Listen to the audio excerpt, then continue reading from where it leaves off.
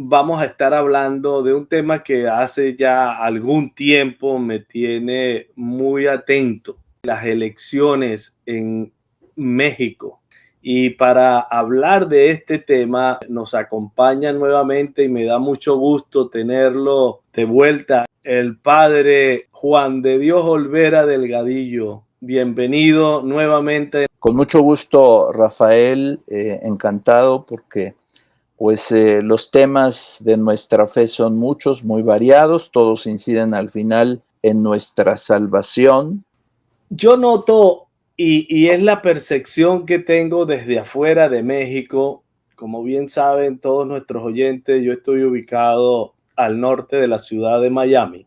Desde acá tengo una percepción muy, muy terrible de lo que están viviendo ustedes en México. Si me pidieran, defina qué hay en México en la actualidad y yo pudiera decir en una palabra, lo que hay es confusión. Una gran confusión porque veo que hay una situación en la cual los creyentes, los cristianos, especialmente los católicos, están en una situación que no es unívoca, no es una sola visión, no hay una sola percepción, no hay una sola posición con respecto a lo que se ha vivido y lo que se viene en un futuro inmediato.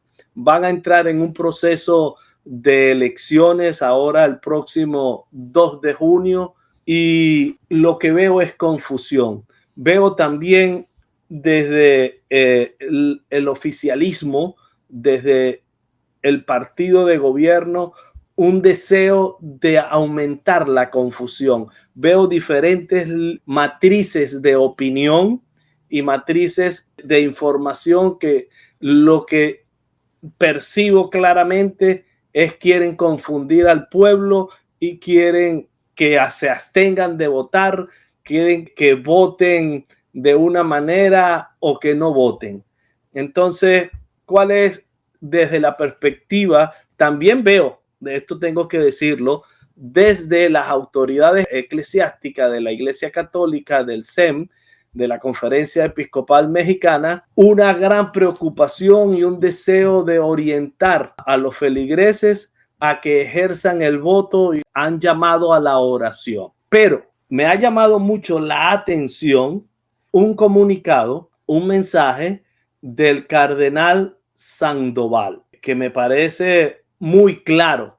Yo como venezolano puedo dar fe que de lo que muestra y de lo que alerta el cardenal es muy real. Tan real que tengo entendido que el presidente de México dio una respuesta y allí no quiero entrar porque no va a ser el tema. Lo que quiero que analicemos y qué opinión pudiéramos sacar de lo que el cardenal Sandoval nos dice en el mensaje. Para ello, permítame que voy a echar a andar el video del cardenal y entonces a partir de sus palabras pues comenzamos a hablar qué está pasando en México, cómo puede la democracia ser un canal para alcanzar la salvación, cómo puede Cristo imperar en un país tan confundido como está en la actualidad México.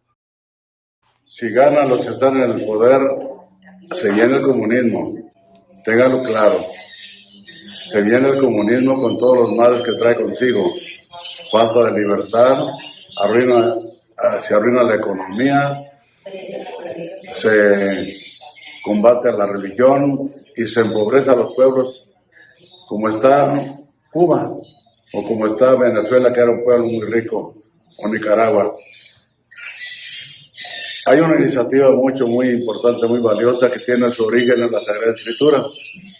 Cuando iba a entrar el pueblo de Dios en la tierra prometida, Dios mandó que se rodeara la ciudad de Jericó por 7 días, los sacerdotes por delante y el arca, para que cayeran los muros de Jericó, y cayeron los muros de Jericó, y el pueblo entró a la tierra prometida. se acostumbra el sitio de Jericó, que es adoración al Santísimo por 7 días completos, día y de noche. Se está organizando en Grandes, en La Piedad y en Degollado, Jalisco. Varios templos ya están comprometidos para hacer ese sitio de Jericó la víspera, en la semana anterior a las elecciones. Es un modo de orar intenso ante el Santísimo Sacramento para pedirle que lo que nos hace falta, que nos ayude y que libre a este pueblo que ha sido siempre un pueblo creyente, a este pueblo de Santa María de Guadalupe, lo libre del peligro del comunismo que nos amenaza y de las violencias, atropellos, injusticias, asesinatos que pueda haber en las elecciones. ¿Qué podemos, Monseñor Juan de Dios Olvera, decir de estas palabras del cardenal Sandoval?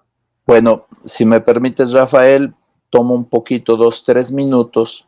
Adelante. Porque habría muchas personas que dirían, bueno, ¿por qué un cardenal o un sacerdote o los obispos están hablando de política? Bueno, quisiera tomar un poquito este primer punto para decir, la democracia tiene que ver con la salvación, porque la democracia es una forma de darnos gobierno, de conducirnos en esta tierra, los pueblos, las naciones. Esto tiene que ver con el reino de Dios, porque estamos aquí en la tierra. Jesús, antes de su pasión, en la llamada así oración sacerdotal de Juan 17, dice, no te pido, le pide al Padre Celestial, le dice, no te pido que los saques del mundo a sus discípulos, es decir, que estén en el mundo, pero que los preserves del mal, es decir, que no sean del mundo. Y el cristiano, hay una carta de Diogneto, así llamada, es de la antigüedad cristiana, donde decía, el cristiano vive en todas partes, en ese momento del mundo conocido, y se comporta con las costumbres, la cultura, a excepción de lo que sea pecado, y vive aquí, pero aspirando a la patria eterna, etcétera, etcétera. O sea, el cristiano siempre ha sido fermento de la cultura y de una vida superior, una vida de salvación. Entonces, la Iglesia nos dice, qué bien que el europeo, el español, el italiano, vivan su cultura y desde ahí también vivan la fe. Qué bien que en América Latina, Venezuela, México, etcétera, vivamos nuestra cultura y desde ahí se vive la fe. Qué bien que en África igual se viva la cultura de África y desde ahí se viva la fe. Entonces, la democracia para nosotros creyentes tiene también una implicación en la salvación. Un buen gobierno, unas buenas instituciones facilitan el reinado de Cristo. Unas instituciones que se pervierten, que se corrompen, por supuesto que sirven más al plan del enemigo, del diablo, y por supuesto que sirven más para la condenación de las personas.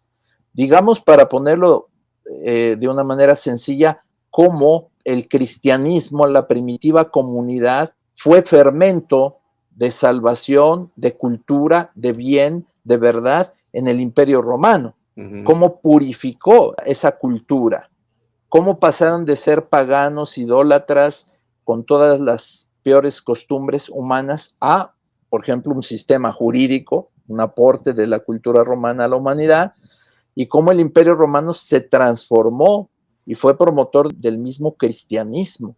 Entonces, el Evangelio purifica las culturas, las deja intactas en sus valores natos, pero purifica las culturas. Entonces, al hablar de democracia, también tiene una implicación en la salvación. Es algo muy importante que se tengan buenos gobernantes, buenas instituciones, que haya justicia, que haya Estado, que haya todo lo que es las instituciones civiles, que ya desde San Pablo se decía, hay que acatar las leyes civiles, etcétera, cuando son buenas, cuando proceden de una autoridad legítima, porque todo eso nos ayuda al final a la salvación. Y lo contrario, viene del diablo, y lo contrario, la corrupción, los malos gobiernos favorecen enormemente la condenación de las personas. Entonces no es una materia de la cual no debamos jamás hablar ni ocuparnos, y es una materia que la Iglesia ha tomado en su pensamiento con muchísima anterioridad que los estados. ¿Cuándo nacen los estados? Hacia el siglo XVI, nacen las naciones,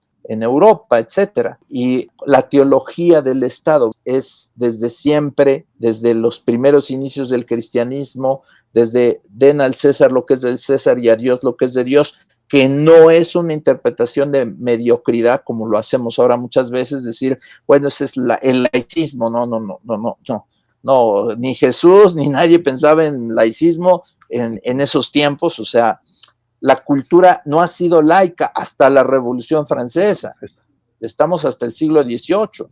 Y vaya que ha habido pensamiento griego, romano y toda la cultura, o sea, miles de años, literal, miles de años, que no han pretendido un Estado laico. Eso sería materia en otra ocasión de profundizar. Y todavía en la actualidad hay estados teocráticos, nos sorprenderíamos. Basta una búsqueda en Google para ver cómo no solamente alguien pensaría ya eso ya está exterminado, no. Hay muchos estados teocráticos y eso no se opone a la democracia. Eso hay que tenerlo en cuenta. No se opone a que los pueblos puedan expresarse, puedan vivir en libertad, puedan vivir sus valores, su cultura y darse un gobierno también ellos. No se opone a nada de esto. Entonces, bueno, para no hacer de esto muy largo, simplemente la democracia tiene que ver con la salvación. Es un campo que debe iluminar el evangelio. Y esto también va hacia el reinado de Cristo. Es prejuicioso cuando alguien dice, bueno, es que es algo absolutamente distinto. ¿Por qué tendría que serlo? En México históricamente tenemos una división de ese tipo y en otros países también, pero en México ha sido muy, muy acentuado. Pero pasamos a donde estás tú ahorita, en Estados Unidos, y tú, pues allá el presidente puede decir con toda la tranquilidad, Dios bendiga América y punto. No pasa absolutamente nada, ¿no?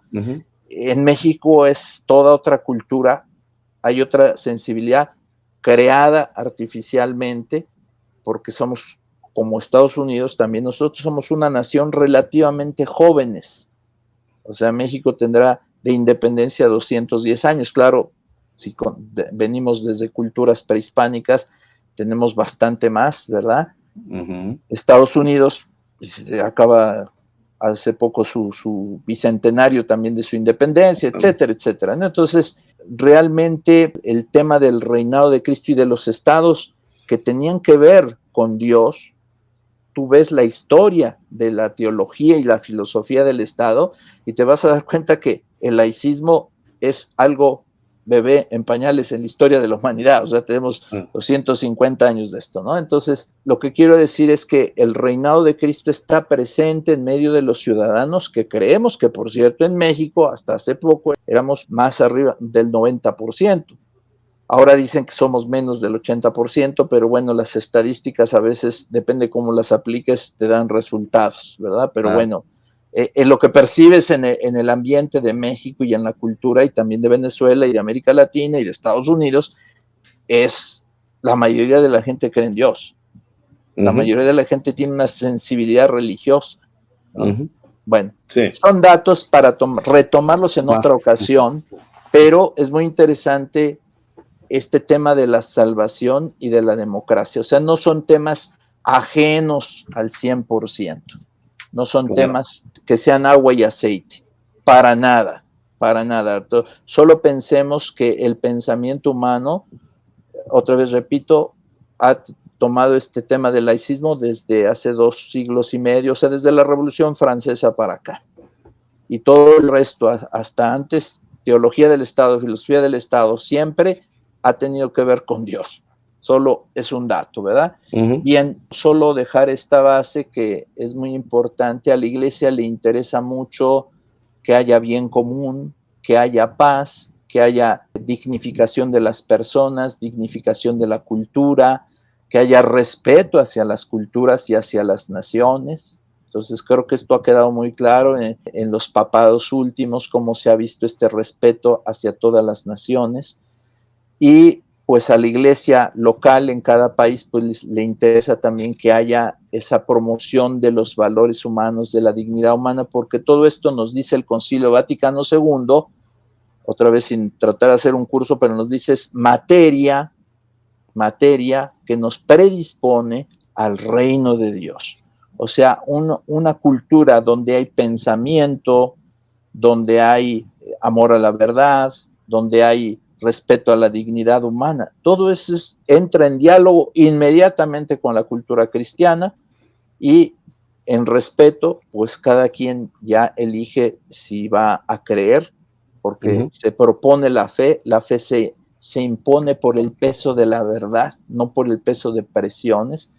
Entonces, bueno, concluyendo, pues el tema de la salvación es muy importante y pesa en cada elección de cada estado, no es privativo obviamente de México.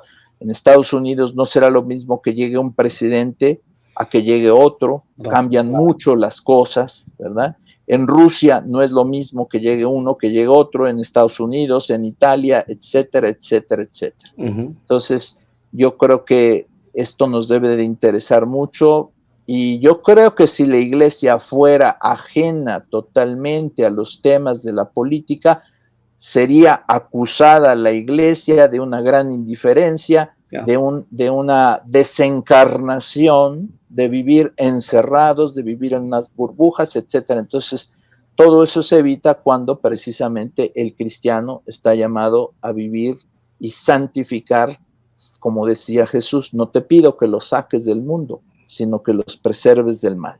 Santificar el día aquí, el día a día. Se dice dentro de la iglesia que la política es una de las formas más nobles y loables de misericordia. ¿Ok? Porque con la política es que se pueden establecer las leyes y se pueden respetar y hacer respetar los derechos humanos. Así es. ¿Okay? Cuando hay un Estado que no respete los derechos humanos, como vemos en la historia reciente, vemos las atrocidades más terribles.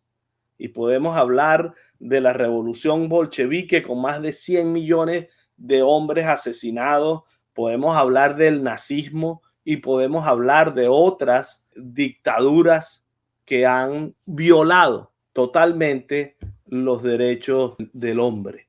Entonces, creo que esto es interesante porque para muchos dicen que la iglesia no debe interferir ni debe participar de la política. Pero es que un sacerdote, ¿verdad? Un diácono, un cardenal, no ha dejado de ser ciudadano cuando recibe el orden. Así es. Yo creo que esto para hacer un ejemplo, pero fehaciente, del Papa Juan Pablo, lo tenía muy en su corazón, el amor a su patria, Polonia, y no significa que fuera un nacionalismo, no, a partir de ahí amamos a todos los demás. El punto correcto está precisamente en este amor que también Jesús tenía, amor a su patria, a su pueblo, que nosotros también tengamos ese amor a lo que Dios nos ha dado, que es la patria, ¿verdad? Es una de las cosas que nos ha dado mientras estamos en esta vida, mientras llegamos a la patria celestial. Nos pide que cuidemos esta patria y nos pide que cuidemos todo esto que son las instituciones. ¿Para qué? Pues porque fortalecen lo bueno, la verdad, que todo esto apunta al final a la salvación. Pasando entonces a lo que dice el señor cardenal, primero decir que el señor cardenal, me parece, es mi visión, ha sido a veces manipulado. Yo creo que este mensaje nace mucho de su corazón, yo no veo manipulación aquí, pero en algunos otros mensajes sí era como el señor cardenal decía alguna cosa y pasaban una imagen con otras ideas, entonces parecería que el señor cardenal está hablando otras cosas, ¿verdad? Así como casi decir, no voten por ningún partido porque todos son malos, entonces no vamos a votar por ninguno, etcétera. No, no es la idea del señor cardenal. Yo creo que en este video, de forma muy breve, el señor cardenal nos expresa como pastor, sepamos quién es este cardenal tan valiente, ¿verdad? Sepamos este cardenal que siempre ha dicho la verdad, que en tiempos de San Juan Pablo II le encargó papeles muy importantes en sínodos mundiales, importantes, y tenía esos aportes, por ejemplo, en favor de la vida, en favor de la familia. O sea, Juan Pablo II lo conocía perfectamente al señor cardenal don Juan Sandoval, y su línea ha sido siempre la misma. Si nos fijamos, desde siempre ha sido muy directo, buscando precisamente el reino de Cristo y decir la verdad de una manera muy sencilla y muy directa. El mensaje que ahora da el señor cardenal pues es preocupante, pero me parece que es verdadero. Muchos son las voces de intelectuales o de la iglesia o de sectores de la sociedad que nos alertan sobre un peligro muy grande sobre México. ¿Qué te podría contar a ti, Rafael, que tú estás muy al tanto de lo que sucedió en Venezuela? ¿Qué te podría contar, verdad?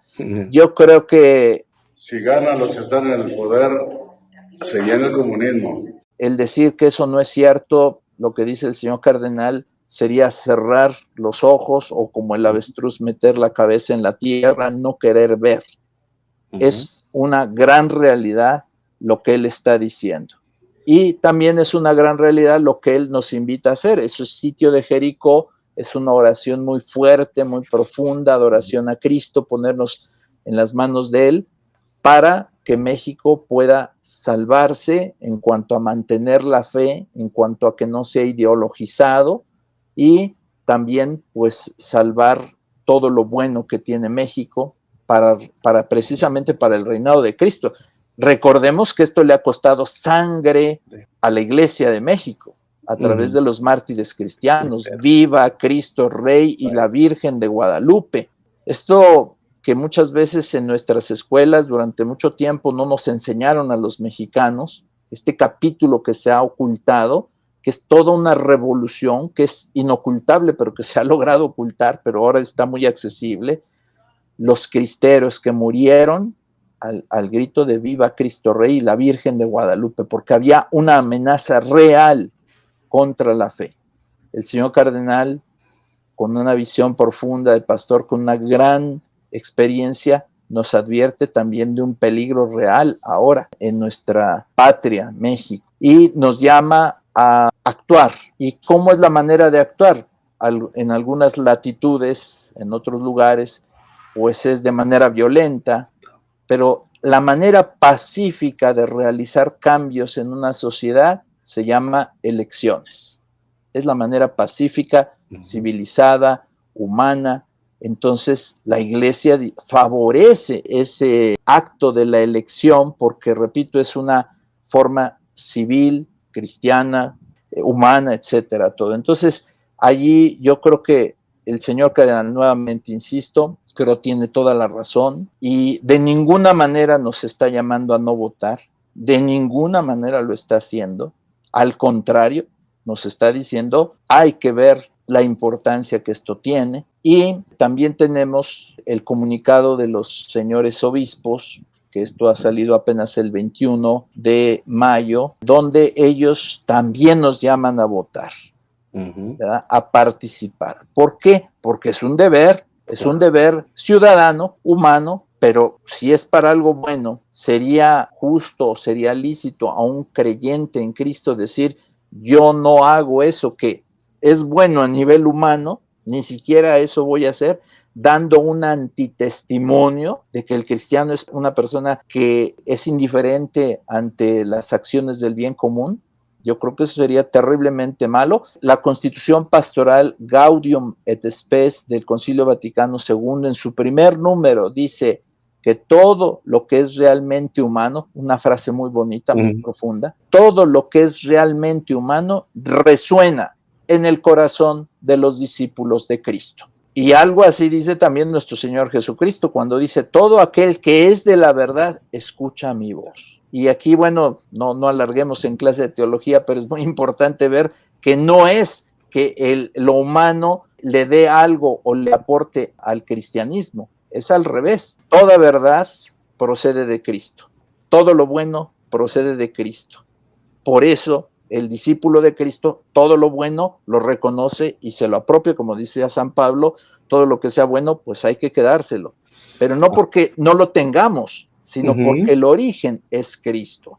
Sería una clase de teología, pero Claro. pero es algo importante de señalar, si no alguien va a pensar, bueno, es que el cristianismo está incompleto y le estamos pidiendo al humanismo, le estamos pidiendo elementos, ¿verdad? Déjeme tratar de llevar esta conversación, Monseñor Juan de Dios, a un plano del momento histórico que está viviendo México.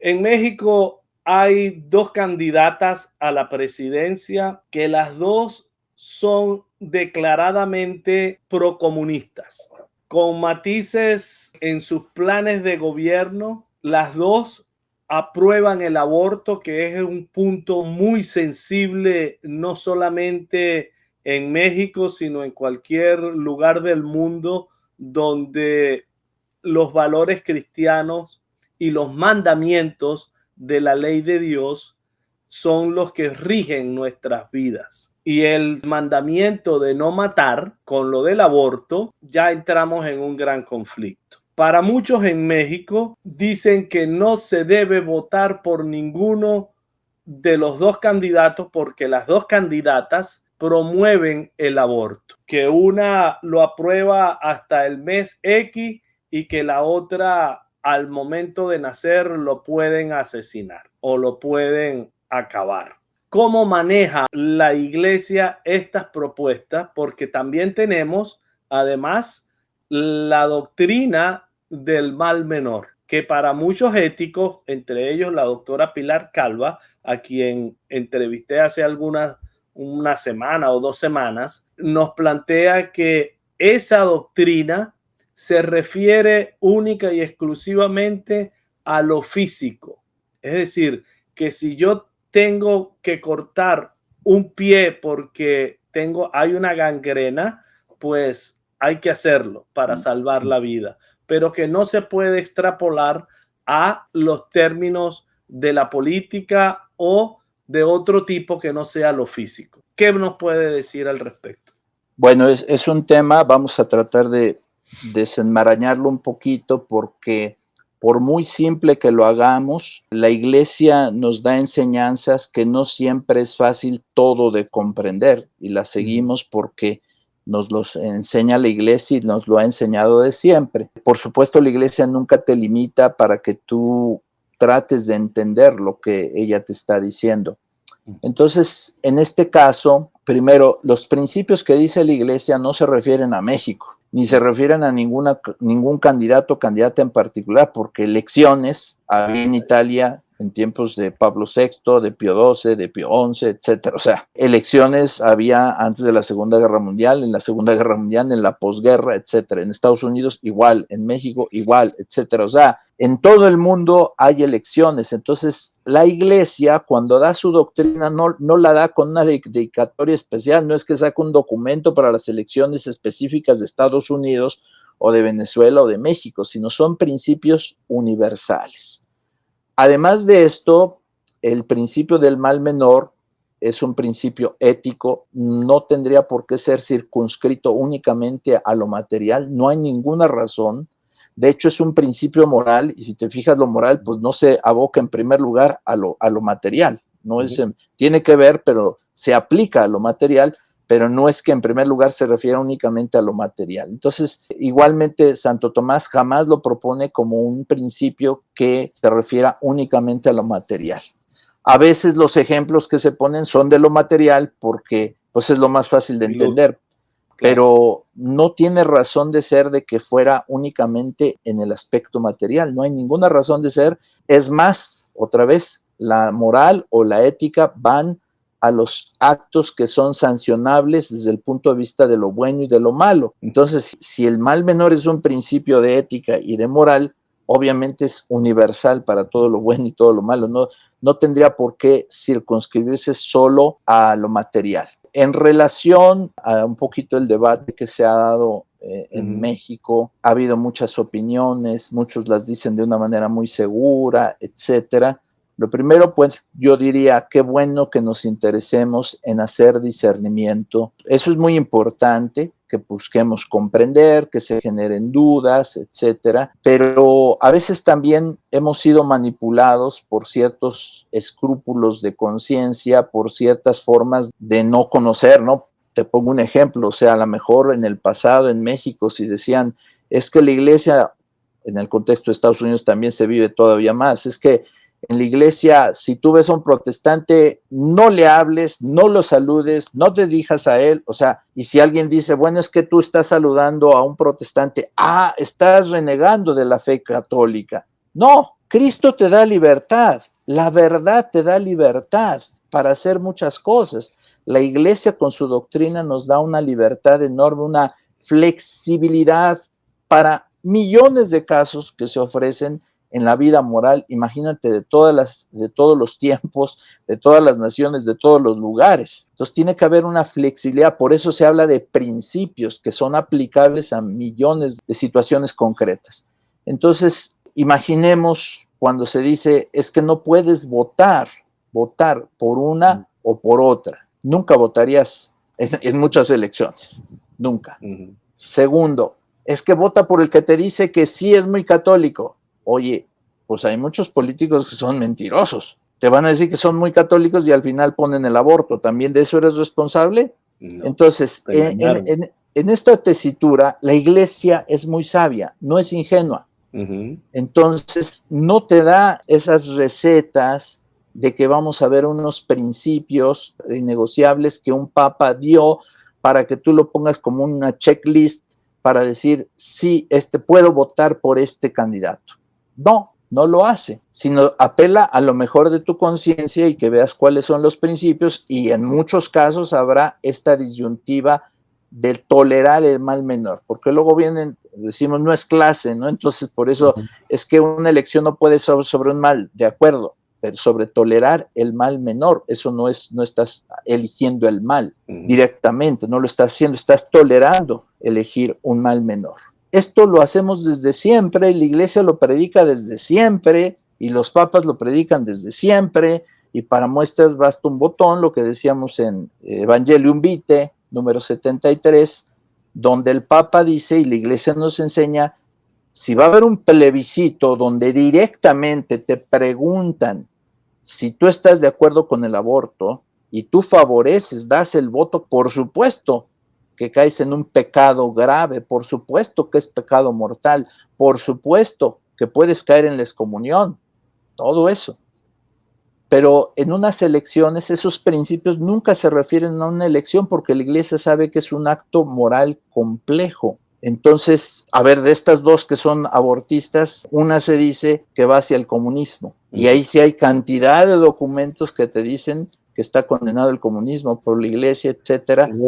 Y entonces ahí dirías, bueno, entre una y otra, en ninguna de las dos. El principio del mal menor se basa en que no tienes alternativa. Si tú tuvieras alternativa, obviamente, ¿por qué vas a votar por un mal cuando puedes votar por un bien? Pero cuando no hay absolutamente alternativa en tu actuar, es decir, votas por un candidato, porque no estamos hablando de México solo, votas por otro candidato, o sea, malo, o no votas, o desperdicias tu voto. Todo es malo, porque con el desperdicio de tu voto también estás favoreciendo a que llegue al poder la peor opción.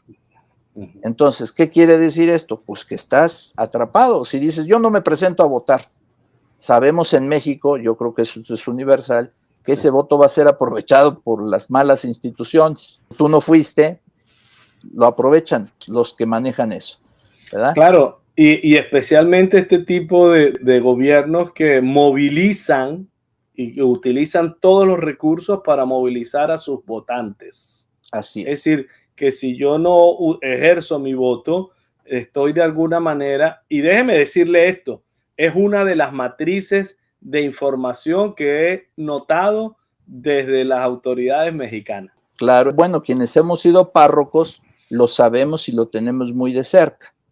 O sea, gente que por necesidad admite que le den dinero para ir a votar y la llevan a votar, ¿no? Entonces, todo esto, el mismo gobierno, los mismos tribunales electorales lo catalogan como delito, la iglesia también dice esto no está bien, y si lo haces consciente y libremente también eso es pecado. Entonces, hagas lo que hagas, estás favoreciendo un mal, entonces tienes obligación de aplicar este principio para decir opto por el tolerar el mal menor. Y repito, Evangelium Vitae número 73 dice allí, no es lícito dar el voto, pero no está refiriéndose a las elecciones, sino se está refiriendo a un plebiscito, que en México no existen los plebiscitos en general, en otros países sí, ¿verdad? Donde te preguntan explícitamente, oye, ¿usted estaría de acuerdo con el aborto, sí o no? Esto pasó en Irlanda, por ejemplo, la catoliquísima Irlanda, y la población votó que sí estaba de acuerdo y se puso esa ley. Esto, por supuesto, de allí todos los católicos, todos los que hayan contribuido a eso, son responsables ante Dios, ¿verdad? Y si un parlamentario vota una ley en favor del aborto, es responsable ante Dios. Tu servidor tiene, porque luego te confunden con esto del principio del mal menor, dicen, bueno, es que este sacerdote pues es un poco manga ancha, ya está negociando los principios, etcétera. Tengo un artículo, lo podrán buscar por ahí, donde hablo de la excomunión a los ministros de la Suprema Corte que legalizaron el aborto en su momento, hace un poco tiempo. También en una entrevista lo comenté, si el presidente de Estados Unidos en aquel momento, o no sé cuál es el cargo de la Pelosi, ¿verdad?, en Estados Unidos, son favorables al aborto y son determinantes en un solo aborto, caen en excomunión, etc. Todo eso es la ley canónica, no estamos inventando nada. Pero en el momento en que tú estás depositando tu voto en la urna, estarías cayendo en una excomunión, estarías haciendo un pecado mortal. Si tu intención es contener los daños, limitar los efectos negativos, es decir, el principio del tolerar el mal menor, no solo no estás haciendo un pecado, sino estás haciendo una virtud. Y el gran ejemplo, por favor léanlo, Evangelium Vitae de San Juan Pablo II, 73, ahí dice, para una situación gravísima, Rafael, gravísima, que es, se está definiendo una ley pro aborto, y dice ahí el Papa, si no es posible abrogar esa ley, quitarla, evitarla, no es posible, pero sí es posible que se apruebe una ley menos permisiva del aborto, más restrictiva. Le es lícito a un parlamentario votar por esa ley con tal de que decir, yo estoy a favor de la vida, no estoy promoviendo el aborto, pero de entre las dos leyes quiero limitar los efectos negativos, quiero limitar los daños, y esa es la intención de que se apruebe una ley menos restrictiva que otra que es más permisiva. Lo permite el Papa Juan Pablo II. Entonces, yo creo que no estamos hablando de principios negociables o no. Ahí está todo. Fíjate qué cosa tan providencial para esta controversia, que repito, ha manipulado el sentimiento y la conciencia de muchas personas, haciéndolas sentir culpables por hacer esto. Pues entonces, repito, saludas a un testigo de Jehová, estás traicionando tu fe católica. No es así, no es así, ¿verdad? Pero el escrúpulo, ¿no? Bueno, termino diciendo esto, Rafael, porque es muy, muy importante. Esto no he visto que se den cuenta muchas personas. En Evangelium Vitae, esto se sale un poco de tema, pero hay una declaración de San Juan Pablo II que raya un poquito en el dogma, donde dice, eso no lo hemos captado, donde dice, tomando en cuenta los textos de la Sagrada Escritura, tomando en cuenta los textos de los padres de la Iglesia, tomando en cuenta el magisterio de la Iglesia de siempre, declaro, ahí está la autoridad del Papa, declaro que siempre es ilícito procurar la muerte intencional del inocente en el vientre de su madre. Ahorita no tengo el texto a la mano, pero eso es importantísimo. Eso es un acto luminoso en medio de todo el magisterio, que tú ves son muchísimas páginas, pero esas declaraciones son luminosas, como cerrando la puerta a ninguna otra teoría que después fuera a venir en contra de la vida. Y ese mismo San Juan Pablo II que está haciendo ese acto tan luminoso, tan grande, te da la capacidad de operar ese principio del mal menor o de tolerar el mal menor allí mismo en Evangelii Vitae número 73.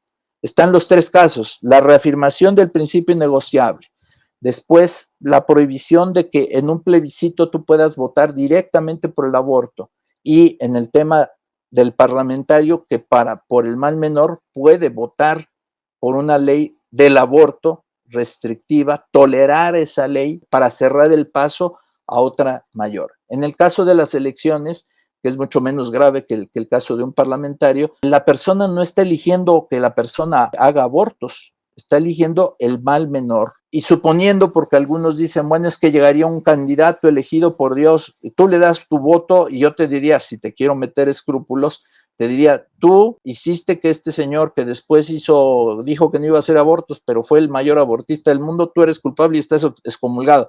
Pues no, señor, no es así, ¿verdad? Entonces yo creo, ya para aterrizar, y no sé si se responde a tu pregunta, es lícito perfectamente y tener en paz en el corazón, votar por la persona que tú creas que es la que menos daño le va a hacer a México, aplicando todos tus criterios, y nada más eso, o sea, con toda paz. Eso es lo que nos llaman los obispos de México en este mensaje del 21 de mayo, a votar con toda paz, y con eso terminan, todos vayamos a votar. Una última reflexión, Rafael, es que suponiendo que un candidato, a veces se dicen candidatos de Dios, no los hay. Ningún papa nos ha dicho, este va a ser el candidato de Dios, este es el candidato elegido de la Virgen, porque esto se ha prestado a muchas manipulaciones. Yo creo que en Venezuela, si no mal recuerdo, te estoy acordándome, que Maduro o Chávez decían, es que Dios me habló. Bueno, entonces simplemente la iglesia nos dice, vota con toda paz, con toda tranquilidad, pero estoy diciendo, suponiendo que un candidato muy bueno a la presidencia hubiera llegado, vas a tener 10 boletas, no sé cuántas, al momento de votar. Conoces a todos te consta que no promueven el aborto, no vas a votar por nadie, vas a dejar todo el campo libre al mal, son las preguntas. Hay otra opción que también está muy discutida y dentro del mundo católico en México, y es la propuesta y es la posibilidad que yo la admiro dentro del proceso electoral mexicano. Me parece admirable, que es que puedas votar por un candidato que no está registrado en las boletas ni en el proceso, pero que tú puedes escribir su nombre. Y eso te permitiría. Entonces, dentro de la actualidad mexicana de las próximas elecciones, hay dos nombres, que es una el señor Lozano y el otro es el señor Verástegui, que son católicos y que ellos proponen que respetan la vida como lo propone la Iglesia Católica, desde la concepción hasta la muerte natural. Ahora, también quiero compartir esto. Hace un par de días, el Monseñor Isidro, de visita en California, le hacen la pregunta. Y Monseñor Isidro propone y explica un poquito, y en base a la doctrina del mal menor, da la respuesta. A esto yo lo he publicado en el canal, y muchos comentarios son: ¿cómo es posible que se tenga que votar por ir en contra del principio y del mandamiento de no matarás? Dos puntitos, ¿ok? Es lo que le planteo. Uno, el votar por católicos en esa belleza de opción que tiene la democracia mexicana, de que puedas proponer un candidato, por decirlo de alguna manera, y darle tu voto. ¿Tiene esto una viabilidad real en estas elecciones, Monseñor Juan de Dios? No, desde varios puntos de vista. Uno, esto claro es cosa de apreciación, pero no hay realmente ninguna posibilidad de que uno de estos candidatos que sean escritos ahí llegue a tener algo significativo, ni siquiera a ganar, algo significativo. Es muy, muy improbable. Punto número uno. Punto número dos, me parece, yo no soy experto en esto, hay un video de un señor que se llama Juan Dabdú, que es provida, y que ahí informa que por ley no serán contabilizados esos votos. Ahora, no entiendo yo bien todo esto, no soy especialista, porque este espacio desde siempre está, ¿verdad? Entonces, como tú dices, es algo bonito, pero no sé qué tan eficaz puede ser. Este señor Juan Dabdú nos informa que eso no van a ser contabilizados, en la realidad no tienen ninguna resonancia, y diríamos, aquí viene el tema profundo de saber, y yo preguntaría, ¿Dios quiere que influyamos o que no influyamos en una elección o en nuestra sociedad? ¿Qué quiere Dios de los cristianos? Si quiere que sean punto y aparte, que no se metan en absolutamente nada, que seamos acusados de personas que estamos en un gueto, que no queremos hacer nada, que no nos interesa la sociedad ni el bien de la sociedad, pues sí sería eso, ¿verdad? O sea, no hacer nada y que nuestro voto no influya y ni nos presentemos a la elección ni a votar. Es un antitestimonio, es dar a entender que al cristiano no le interesan las cosas ni el bien, no le interesa nada. Es contrario a la enseñanza de la iglesia, es contrario a la exhortación que nos dan los obispos, etcétera. Entonces la pregunta es, ¿Dios quiere que nuestro voto no tenga ninguna utilidad, que no tenga ninguna razón de ser? ¿Eso es lo que Dios quiere? Es una pregunta. ¿O quiere hacer el bien como siempre lo ha querido hacer Dios a través de la acción de los cristianos? A través de la acción de los cristianos. Entonces, ¿para qué las enseñanzas de los papas para todos los cristianos para decir tienen que ser buenos ciudadanos, tienen ustedes que influir? ¿Para qué todo eso? Si es un momento privilegiado, el momento de la elección. Repito, es un mal ejemplo, ¿eh? Si decimos los católicos optan porque su voto no sirva para nada, muy mal ejemplo, muy mala evangelización, ¿verdad? ¿Y qué es lo que Dios quiere? Dios no quiere que tu voto lo tires a la basura, que lo desperdicies. Y es la parábola de los talentos. ¿Qué quería Dios que hiciera aquella persona con el talento? ¿Que fuera y que lo enterrara y que no produjera nada? ¿O que produjera? Entonces, Dios quiere que nuestro voto sea útil. Dios no quiere que tu voto sea útil contrariamente a tu conciencia. No lo quiere. Pero aquí viene una falsa disyuntiva de decir, es que si haces el voto útil, estás haciéndolo contra tu conciencia. No, puedes hacer las dos cosas.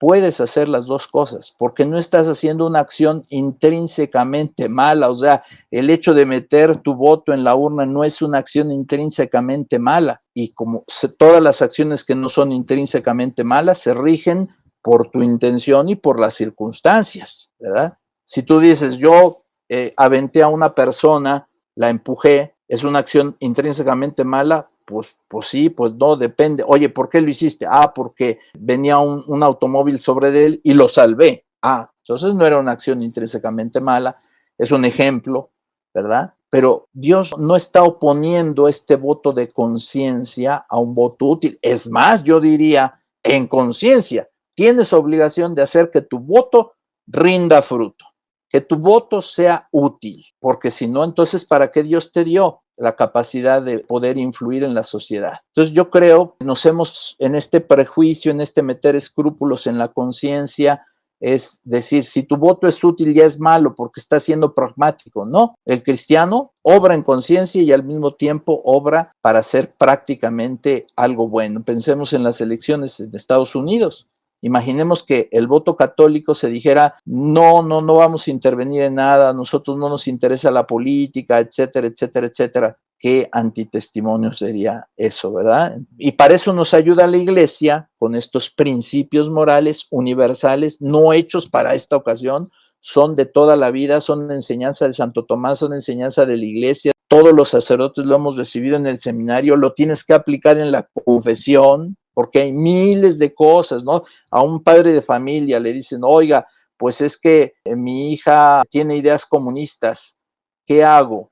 O tiene ideas LGTB, ¿qué hago? ¿La corro o la tolero o la vamos evangelizando o la vamos convirtiendo? Jesús dice en el Evangelio, no he venido a quebrar la caña resquebrajada, no he venido a apagar la mecha que aún humea. ¿Qué nos está diciendo? Que del mal saca el bien. de aquellos que están imperfectamente convertidos, los quiere convertir perfectamente. Entonces, la iglesia no nos cierra esas puertas, al contrario, nos abre a través de esos principios. Yo preguntaría para ver cómo no hay alternativas. Si hubiera otro candidato, pues dices, por favor, voten por un candidato que tiene posibilidades y que va a llegar y a lo mejor pierde, pero tenía posibilidades reales. Pero cuando no hay esas posibilidades reales, en México hay 3 candidatos y ninguno es distinguido por ser pro vida. Entonces, no tienes esa posibilidad. Escribir el nombre allí, hasta donde sabemos, es tirar el voto. Entonces, es un acto bonito, muy bien. Que después se quiera hacer propaganda para hacer un buen partido político o favorecer ese candidato, bendito sea Dios, adelante. De eso se trata. De que no te quedes con los brazos cruzados, de que generes un partido de inspiración católica, que generes un voto católico, pero ahorita en esta circunstancia, el renunciar al voto, estás tú colaborando con el mal, no sé si se entiende, estás colaborando con el mal. Perfectamente, ¿verdad? Desde la perspectiva real, más allá de lo que uno desearía que fuese el bien absoluto. Monseñor, la visión que tengo del futuro de México es difícil. Es difícil porque las dos alternativas que se plantean con posibilidades de obtener el poder en México no promueven los valores, sino las dos se han declarado, como lo dije anteriormente, comunistas.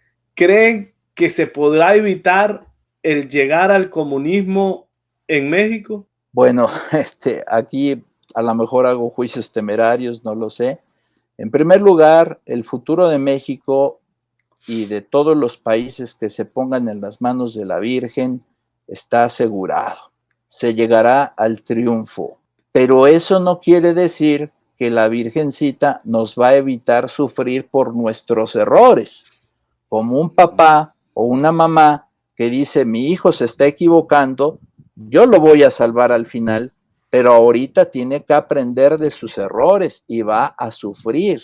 Yo creo que eso está pasando y puede pasar en México. Respecto a que en los dos escenarios sean iguales, el análisis de este señor Provida, que me parece que ha tenido buenas credenciales, aunque ahorita lo quieren desprestigiar también, pero diríamos, es que no es lo mismo, no son los mismos escenarios. Tenemos al padre Caro, ahorita no recuerdo bien su nombre, que también hace... María Caro. Exactamente, que hace buenos videos, me parece con serenidad, y que también nos da distintos escenarios. El análisis del señor cardenal Juan Sandoval también nos da distintos escenarios. Yo creo que no son iguales los escenarios. Y yo creo que en uno de esos escenarios el comunismo está muy, muy encaminado hacia allá, y en otro escenario creo que, perdonando voy a decir esto, muchos políticos dicen mentiras. Creo que a la mera hora no sería así, creo. Pero esto es, déjenlo, pueden ponerlo todo en duda, pero me parece que los escenarios no son los mismos. El principio del mal menor lo aplicas en conciencia, te puedes equivocar, pero si aplicas lo mejor de tu conciencia y dices, creo que no, creo que hay un escenario que no está tan mal, creo que podemos salvarnos por ahí. Yo creo que eso ha ido sucediendo en México, sinceramente, desde hace un buen tiempo. Estaríamos ya mucho peor, si no fuera por la oración, si no fuera por la Virgen, si no fuera porque Dios nos ha permitido cosas malas, pero no tan malas. Entonces aquí podríamos quizás ser así. A mí me parece que no es así, ¿verdad? No es así como decir de los dos lados se llega al mismo punto. Me parece que no es así, pero apelo a gente más informada. Me parece el señor cardenal tiene una visión muy importante. El padre Ernesto María Caro, me parece que también él, con documento en mano, ha hecho estos buenos análisis. Me parece también que el episcopado mexicano ha invitado a los candidatos, y la reacción ante las propuestas de un pacto de paz propuesto por los obispos de México no ha sido la misma en todos los candidatos. Entonces yo creo que toca evaluar a cada quien. Yo creo que la iglesia sabiamente no te dice vota por este o por este, pero sí abre los ojos, sí trata de ver realmente lo que está sucediendo. Y aquí sí yo quisiera hacer un llamado a todos los mexicanos que muchas veces hemos tomado el voto como con negligencia, no salir a votar, me dio pereza, me facilitan el que no vaya a votar porque aunque sea ilegal, me parece que es ilegal, pero no se aplica la ley, si no, no hay la ley, etcétera. Pero no hay ninguna sanción. No hay ninguna sanción, tienes toda la razón, ¿verdad? Pero la iglesia sí te dice, es un pecado de omisión grave, objetivamente. A lo mejor tú no te habías dado cuenta, pero es un pecado de omisión grave porque tú puedes estar muy cómodo, puedes ser un jubilado, puedes tener resuelta tu vida y al votar por un mal gobierno vas a perjudicar a millones de personas que están en pobreza o extrema o cercanos a ello y tienes responsabilidad ante Dios, ¿verdad? Entonces, todos los actores políticos en este mensaje de los señores obispos del 21 de mayo son llamados a revisar su conciencia. Las Fuerzas Armadas son llamadas a revisar su conciencia porque no se trataría de que se diera una especie de golpe de Estado. ¿Qué te hablo a ti, Rafael? En Venezuela, lo que ha sucedido, ¿no? Se llama a las autoridades electorales a que no seamos fanáticos y a decir yo creo mejor en este partido y entonces le doy el triunfo a este partido. Sería algo, un gran pecado ante Dios. El gran pecado de omisión de los ciudadanos, pecado nuestro de los sacerdotes si no hemos iluminado este campo con los principios. Me agrada mucho que los señores obispos han dado incluso estos 7 puntos un poquito más cercanos a la acción, ¿verdad? Pero todos podemos tener ese pecado de omisión. Entonces, un llamado a ser serenos, un llamado a ver verdaderamente con serenidad, con paz. En México hay por ahí un dicho, no sé si lo hayas tú escuchado, Rafael, pero dicen que no hablemos ni de religión, ni de política, ni de fútbol, porque nos vamos a enemistar. Yo diría, hay diferencia. La religión es un tema muy profundo, que la iglesia nos recomienda sí hablarlo, con respeto, con serenidad, y ir buscando con la oración la verdad de Dios. En el tema del fútbol, haz lo que quieras, habla, no hables, lo que tú quieras. Ese no es trascendente. Eso no es trascendente. En el tema de la política, yo creo que no se trata nunca de pelearse, pero sí de ir proponiendo ideas. Pero aquí quiero decir algo muy importante. El mexicano a veces piensa, por tener un buen corazón, que tiene que ser fiel a un determinado partido político. Y es agradecido porque tal determinado partido político me dio ciertas cosas. Y el mexicano tiene ese corazón agradecido y dice, yo tengo que ser fiel a esa persona que me ayudó. Y el mexicano llega a pensar que el partido político fuera como un partido de fútbol, un equipo de fútbol al que le debo ser fiel. Y la doctrina de la iglesia es no, el partido político es un instrumento.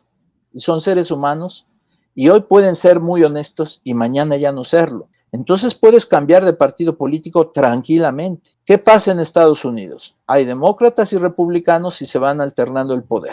Y el norteamericano, digo, no soy experto, espero no cometer ninguna falta, pero va a veces diciendo, ahora le toca el poder a estos otros, ahora le toca el poder a estos otros, y así va mandando el pueblo americano va mandando, ¿no? Entonces, en México, a veces por ese sentimiento de gratitud, no se cambia de partido. Entonces, yo quiero una anécdota. Alguna vez me encontré una persona muy, muy sencilla hace años que lloraba porque había perdido el PRI las elecciones. Y decía, pero es que el PRI nos dio tierra. El PRI, como decir, el señor no sabía que, bueno, sí le dieron, pero no es el PRI el que lo dio, es el Estado, ¿verdad?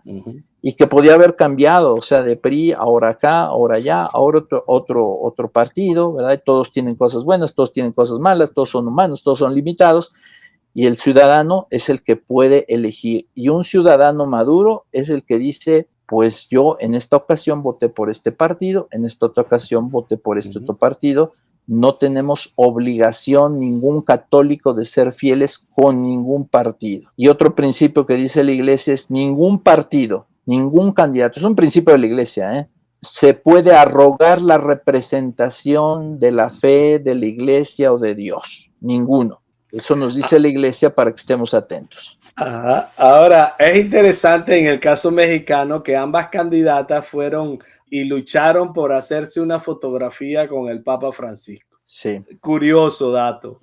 Ahora, en lo que usted dice, Monseñor, es muy real. La mayoría de los ciudadanos en muchas partes del mundo no entienden que el Estado es aquel ente que hemos decidido que nos represente para resolver los problemas de la poli, de la población, de la ciudad, del pueblo. Y creemos que le debemos. No, están allí asalariados por nosotros para hacer lo que tienen que hacer para resolver y buscar el bien común, más allá de lo que se quiere ahora pretender con el bien social desde ciertas ideologías. La Iglesia nunca ha propuesto una checklist para juzgar a los candidatos, etcétera, sino propone tu conciencia y los principios para obrar en conciencia. Y bueno, finalmente yo sí quisiera hacer un llamado desde el corazón, algo que sentimos dentro de nosotros, hasta las lágrimas, aunque ahorita no estemos llorando, pero sentimos a México muy en el corazón. Es nuestra patria, ha sido una patria católica, es la nación de la Virgen de Guadalupe, aunque no sea exclusiva porque la Virgen es para todos, pero sí nos entristece cuando una persona niega la verdad y se enceguece por cuestiones políticas. Eso es muy triste, porque se trata de buscar el bien común. Por eso este llamado de los señores obispos de México para buscar en todos los actores políticos, las autoridades, por ejemplo, electorales, que realmente sean imparciales, sean estrictas en lo que van a juzgar, que no se dejen llevar por ideologías ni por partidos.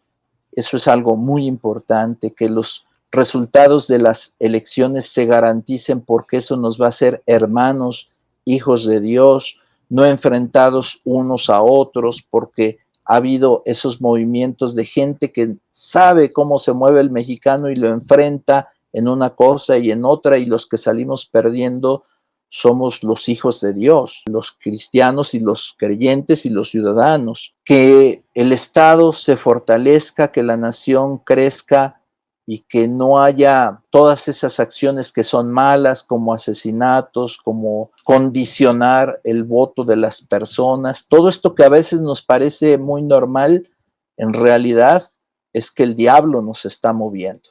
El diablo está queriendo apoderarse de nuestra nación, de nuestra fe, de nuestras vidas, de nuestras familias. Eso es lo que debemos de evitar y debemos de ser activos para evitarlo.